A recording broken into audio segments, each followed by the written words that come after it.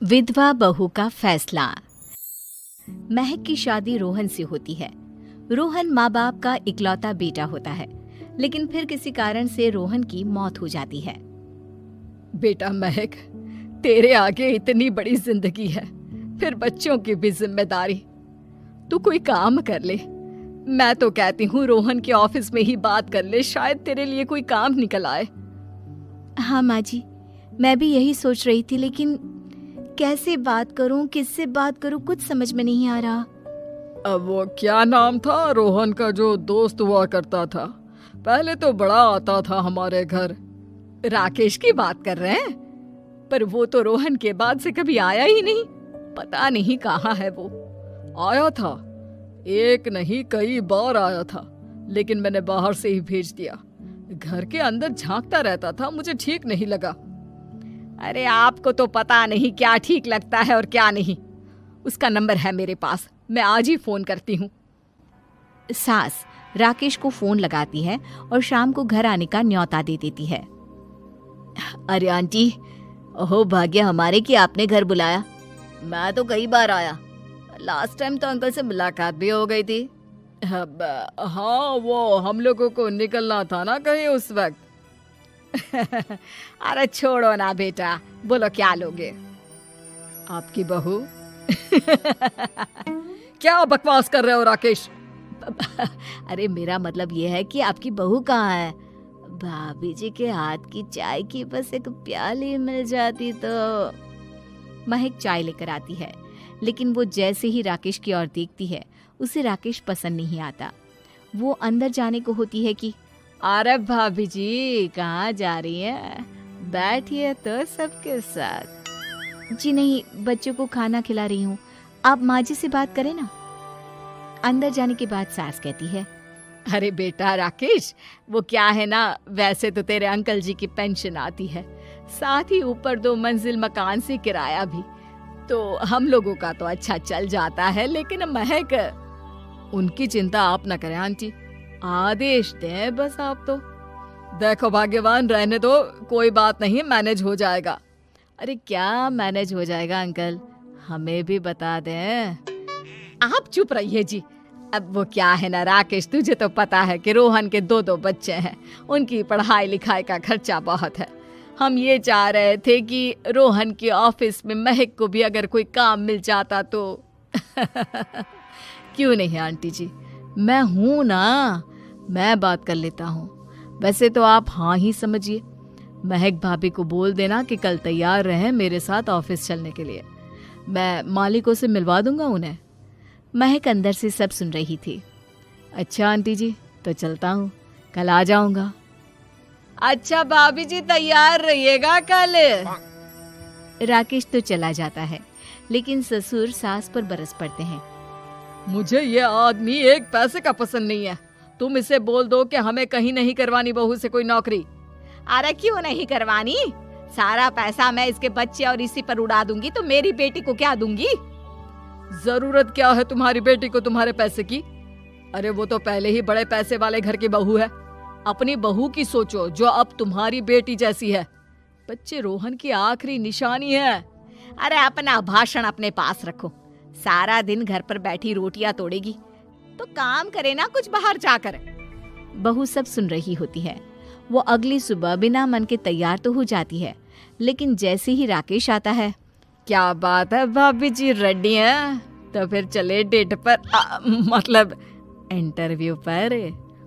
महक सामने आती है कि सामने ससुर जी खड़े होते हैं। हाँ महक बेटा, आओ चलते हैं, मैं भी चल रहा हूँ। ससुर को तैयार देखकर राकेश का चेहरा बन जाता है। अंकल जी, आप परेशान हो जाएंगे। अरे रहने दीजिए ना, धूप भी बहुत है। वैसे भी स्कूटर में तो 2 लोग ही बैठ सकते हैं ना। तो तुम चलो, मैं बहू के साथ अपनी कार से आ जाता हूँ। महक ससुर जी को देखकर खुश हो जाती है, उसे शांति हो जाती है। वो लोग रोहन के ऑफिस जाते हैं, जहाँ बॉस कहते हैं, नमस्ते अंकल। नमस्ते महक, कैसे हैं आप लोग? रोहन का सुनकर बहुत दुख हुआ अंकल। वैसे कैसे आना हुआ? बेटा, क्या हमारी बहू के लिए तुम्हारी ऑफिस में कोई काम मिल सकता है? हमने राकेश से इसी सिलसिले में तुमसे बात करने को कहा था। उसी के कहने पर हम दोनों तुमसे मिलने आए हैं। राकेश ने तो कोई बात नहीं की, ऊपर से उसने तो आज की छुट्टी ले रखी है, ऑफिस भी नहीं आया। बोल रहा था जरूरी काम से जाना है। महक और ससुर एक दूसरे को देखने लगते हैं। वैसे महक, क्या किया है आपने? I mean, इंग्लिश कैसी है आपकी? महक बॉस से अपनी पढ़ाई लिखाई और क्वालिफिकेशन के बारे में सब कुछ बताती है। ग्रेट, आपके लिए काम तो है लेकिन ऑफिस में नहीं। सर, मेरे बच्चे छोटे हैं, मैं फील्ड में काम नहीं कर सकती हूँ। मतलब वो काम घर से करना है, घर से रहकर बच्चे भी देखें और घर भी देखें, लेकिन हाँ, काम जरूर से करें। वो काम डाटा एंट्री का है, तो जब भी वक्त मिले काम करें, और इसके हम आपको अच्छे पैसे भी देंगे। महक बॉस की बात सुनकर खुश हो जाती है, उन्हें थैंक्स बोलकर घर आ जाती है। किसके साथ भेज रही थी तुम महक को? अरे वो कमीना, उसने तो ऑफिस से छुट्टी ले रखी थी, बात भी नहीं की थी उसने बॉस से बहू के काम के लिए। वो तो अच्छा हुआ कि मैं साथ में चला गया।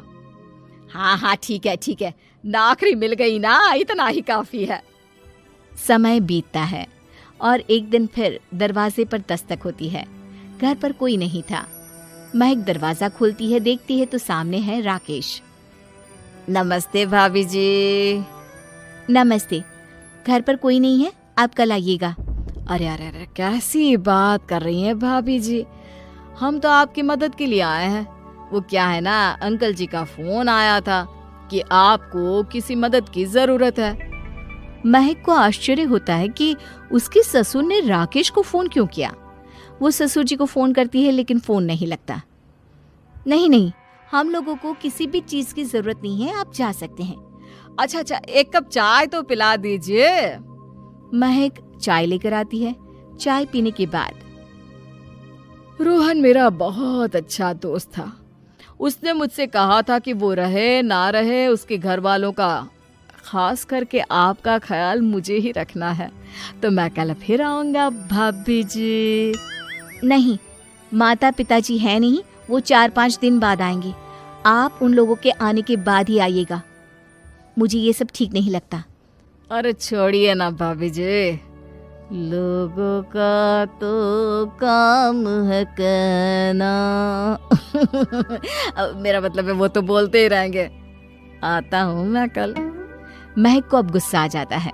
हमेशा शांत और मधुर बोलने वाली महक पहली बार जिंदगी में फैसला लेती है, और फैसला होता है राकेश को सबक सिखाने का। बड़े बेशर्म हैं आप, किसने कहा आपको कि आप आए? अरे भैया, साफ साफ बोला ना कि नहीं जरूरत है किसी की मदद की, मैं अकेले सक्षम हूँ अपना घर संभालने के लिए। आज आखिरी बार बोल रही हूँ, इस घर की तरफ आंख उठाकर भी देखा ना तो देख लेना, वरना पुलिस के हवाले कर दूंगी। निकलो यहाँ से या धक्के मार कर निकालूं। पुलिस का नाम सुनते ही राकेश वहां से 9-2-11 हो जाता है और महक को अपने फैसले पर गर्व होता है। शहर आई देहाती बहू। हाल ही में रोहन की शादी निर्मला नाम की लड़की से हुई थी। निर्मला गांव की लड़की थी। रोहन के पिता और निर्मला के पिता दोनों बचपन के दोस्त थे। उन्होंने बचपन में ही एक दूसरे से वादा कर लिया था कि दोनों बच्चों के बड़े होते ही उनकी शादी करवा देंगे। इसलिए वादे के अनुसार रोहन के पिता निर्मला को अपनी बहू बनाकर घर ले आते हैं। निर्मला अपने साथ अपनी गाय भी लेकर आ जाती है और उसे घर के आंगन में बांध देती है। अरे ये क्या माँ, भाभी तो गाय भी लेकर आई हैं हमारे घर में। अभी घर में गाय बंधी देखकर आस पड़ोस के लोग तो हमारा मजाक उड़ाएंगे ना। हाँ बेटा, तू ठीक कहती है, लेकिन क्या करूं मैं, तू तो जानती है तेरे पिता किसी की नहीं सुनते। अरे ये क्या निर्मला, तुम अपने साथ गाय क्यों लेकर आई हो? आपके शहर में पैकेट वाला मिलावटी दूध मिलता है ना, लेकिन मुझे तो रोज ताजा दूध पीने की आदत है। गाय लाकर मैंने ना बहुत अच्छा किया है। अब हम सब रोज ना गाय का ताजा ताजा दूध पियेंगे। अरे ये सब तो ठीक है, लेकिन तुम ध्यान रखना कि तुम्हारी गाय की वजह से आस पड़ोस के लोगों को कोई तकलीफ ना हो। हाँ हाँ, मैं सब देख लूंगी, आप चिंता ना करें। कुछ दिन बीत जाते हैं। फिर एक दिन, चल बहू, आज हमें बाजार से सब्जी खरीदने जाना है। उसके बाद सुनीता निर्मला को बाजार में ले जाती है। सब्जी के महंगे दाम देखकर निर्मला के तो होश उड़ जाते हैं। ये क्या माँ जी, 1,000 रुपये की सब्जी? ये तो बहुत ही ज़्यादा है। अब क्या करे बहू, शहर का तो यही हाल है। ना ना ना, मैं इस तरह पैसों की बर्बादी बर्दाश्त नहीं कर सकती। अब से ना हम इस बाजार से सब्जी नहीं खरीदेंगे। हाँ। फिर अगले दिन निर्मला घर के आंगन की मिट्टी खोद कर वहाँ तरह तरह की सब्जियाँ लगा देती है। अरे काव्या, तेरी भाभी तो बहुत अजीब है। उसने तेरे पूरे आंगन को खेत बना कर रख दिया। मेरी समझ में नहीं आता तुम लोग इस लड़की को कहाँ से पकड़ कर लाए हो। अरे सब मेरे पिताजी का किया धरा है। सालों पहले अपने दोस्त से किए वादे के चलते उन्होंने उस गवार को हमारे गले बांध दिया। अरे तेरी भाभी सच में एक नंबर की गंवार है। उसे तो ढंग के कपड़े पहनने तक नहीं आते, ऊपर से उसने तेरे घर को गांव का तबेला बनाकर रख दिया है। उन औरतों की बातें सुनकर काव्या को बहुत बुरा लगता है। फिर वो अपने भाई रोहन से इस बात की शिकायत करने लगती है। रोहन निर्मला को समझाने की बहुत कोशिश करता है, लेकिन निर्मला के आगे उसकी एक नहीं चलती। फिर एक दिन रोहन निर्मला को एक शादी में ले जाता है। सभी मेहमान खाना खाने में व्यस्त थे। उधर रोहन भी अपने दोस्तों से गप्पे लड़ाने लगता है। तभी निर्मला तंदूरी चिकन के स्टॉल से ढेर सारे लेग पीस उठाकर अपने पर्स में डालना शुरू कर देती है। घर जाने के बाद इसे फ्रिज में रख दूंगी और कल सुबह मच्छी सिखाऊंगी। फिर खाना खाने के बाद दोनों पति पत्नी वहाँ से जाने लगते हैं, लेकिन तभी दुल्हन का भाई उन्हें रोक लेता है। अरे ये सब क्या है? मैंने यहाँ खाना खाने के लिए सबको बुलाया था, खाना चोरी करने के लिए नहीं। तुमने पर्स में जो चिकन के लेग पीस छुपा रखे ना, चलो बाहर निकालो उन्हें। दुल्हन का भाई फौरन निर्मला से पर्स छीनकर सारे लेग पीस बाहर निकाल लेता है। मैंने इतना खर्चा करके खाने पीने का इंतजाम किया है और तुम हो कि यहाँ से खाना चोरी करके ले जा रही हो? शर्म आनी चाहिए तुम्हें। वहाँ मौजूद सभी लोग निर्मला को भला बुरा कहने लगते हैं। अपनी बेइज्जती होते देख रोहन दुल्हन के भाई से माफ़ी मांगकर निर्मला को घर ले आता है। निर्मला, आज तुमने सबके सामने मेरी नाक कटवा दी। आखिर तुम्हें चिकन के पीस चुराने की जरूरत क्या थी? मुझे माफ़ कर दीजिए रोहन जी। दरअसल ना, हमारे गांव में जब भी शादी होती थी तब मैं और मेरी सहेलियाँ इसी तरह शादी से ढेर सारा खाना लेकर आते थे। मुझे नहीं पता था कि मेरी इस गलती से आपकी इतनी बेइज्जती हो जाएगी। मुझे माफ़ कर दीजिए। आज के बाद ऐसी गलती कभी ना करेंगे। इतना कहकर निर्मला रोने लगती है। निर्मला को रोते देख रोहन का दिल पिघल जाता है और वो उसे माफ़ करके गले लगा लेता है। इस तरह कुछ दिन बीत जाते हैं। फिर एक दिन रोहन उदास होकर घर लौटता है। रोहन के कपड़े बुरी तरह फटे हुए थे। अरे बेटा, ये सब क्या है? किसी के साथ मारा पीटी हो गई है क्या? नहीं माँ, आज हमारी जिंदगी का सबसे बुरा दिन है। म्यूनसिपालिटी वालों ने हमारी दुकान तोड़ दी। आज से हमारी आमदनी पूरी तरह बंद हो गई। हे भगवान, हमने तो किस्त पर ढेर सारा सामान ले रखा है। अब हम सारे सामान की किस्त कैसे चुकाएंगे? मेरी तो सोचने समझने की शक्ति ही खत्म हो गई। पता नहीं आगे हमें और कितनी मुसीबत झेलनी पड़ेगी। आप सबको ना चिंता करने की जरूरत ना है, मैं सब ठीक कर दूंगी। तो कहना क्या चाहती है बहू? हम ना बोल कर नहीं बल्कि करके दिखाएंगे। हाँ। उसके बाद निर्मला अपने पिता को फ़ोन करके गांव से 5 गाय मंगवा लेती है और फिर अगले दिन निर्मला सभी गायों का दूध निकालकर बड़े बर्तन में भर लेती है। तुम ये सब क्या कर रही हो निर्मला? मेरी तो कुछ समझ में नहीं आ रहा। हम ना इन गायों का दूध बेचने जा रहे हैं। उसके बाद हमारे पैसों की समस्या खत्म हो जाएगी। हे भगवान, बस यही दिन देखना बाकी रह गया था। भाभी दूध वाली बनकर दूध बेचेंगी तो मोहल्ले में इज्जत क्या रहेगी हमारी? सभी लोग हमें तरह तरह के ताने मारेंगे। आप ना ऐसी बेकार की बातें ना करो काव्या जी। जब जेब का पैसा और पेट की रोटी छिन जाती है तो इंसान पहले अपने और अपने परिवार के बारे में सोचता है। और वैसे भी जिस काम से हमारा घर चले उसकी कभी ना बुराई नहीं करनी चाहिए। फिर निर्मला दूध के 2 बड़े बर्तन साइकिल के दोनों तरफ लटकाकर मोहल्ले में घूमने लगती है। दूध ले लो, दूध, गाय का ताजा ताजा दूध ले लो, बिना मिलावट का शुद्ध दूध ले लो। चलो चलो आओ भाई, जल्दी ले लो। तभी निर्मला के पास कुछ औरतें आती हैं। अरे तुम तो सुनीता की बहू हो ना? तुम इस तरह सड़क पर दूध क्यों बेच रही हो? निर्मला उन दोनों औरतों को अपने घर के हालातों के बारे में सब बता देती है। देखिए, मैंने ना अभी अभी गाय का ताज़ा दूध निकाला है। आप सब तो रोज़ पैकेट का दूध पीती हो, आज गाय का ताज़ा दूध पी कर देखिए, इसकी ना बात ही कुछ और है। हाँ बहू, मुझे तुम्हारी बात समझ में आ गई। लाओ, मुझे 2 लीटर दूध दे दो। उस औरत की देखा देखी बाकी औरतें भी निर्मला से दूध खरीदना शुरू कर देती है। थोड़ी ही देर में निर्मला सारा दूध बेचकर ढेर सारे पैसे इकट्ठे कर लेती है। उसके बाद निर्मला घर जाकर सारे पैसे अपनी सास को पकड़ा देती है। अरे बहू, इतने सारे पैसे! सच में तेरा आइडिया तो काम कर गया। अरे माँ जी, आप तो बस देखती जाइए, कुछ ही दिनों में मैं अपने घर की सारी समस्या खत्म कर दूंगी। हाँ। फिर अगले दिन से निर्मला गायों के गोबर से ढेर सारे उपले तैयार करके बेचना शुरू कर देती है।